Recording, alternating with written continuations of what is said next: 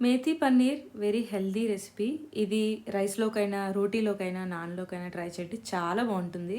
ముందుగా కడాయిలో కొద్దిగా ఆయిల్ తీసుకొని, ఇందులో ఒక 250 గ్రామ్ పన్నీర్ పీసెస్ ఏసుకొని, కొంచెం ఎర్రగా అయ్యేంత వరకు ఫ్రై చేసుకొని పక్కకు తీసేయండి. ఇప్పుడు ఇందులో ఆల్రెడీ ఆయిల్ ఉంది కాబట్టి, కొంచెం జీలకర్ర, ఒక చిన్నగా తరిగిన ఉల్లిపాయ, 2 మజ్జిగ కట్ చేసిన పచ్చిమిర్చి ఏసి, కొంచెం కలర్ చేంజ్ అయ్యేంత వరకు వేయించుకోవాలి.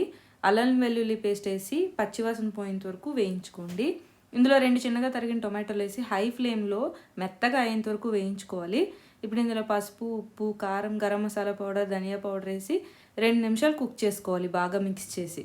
ఇందులో 250 గ్రాముల మెంతాకులు ఇప్పుడు కడిగినవి అందులో ఏసుకొని బాగా సాఫ్ట్‌గా అయ్యేంత వరకు, అలాగే పచ్చి వాసన పోయేంత వరకు వేయించుకోవాలి.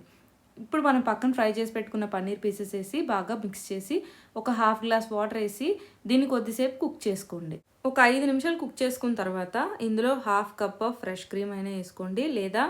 లేదు అంటే మిల్క్ ఏసుకోవచ్చు. ఏసుకొని బాగా మిక్స్ చేసి, దీనిలో మీకు సరిపడా ఉప్పేసి కలుపుకొని కొద్దిసేపు గ్రేవీ థిక్‌గా అయ్యేంత వరకు కుక్ చేసుకొని, చివరగా కొత్తిమీర ఆకులతో గార్నిష్ చేసుకొని ఎంజాయ్ చేయండి.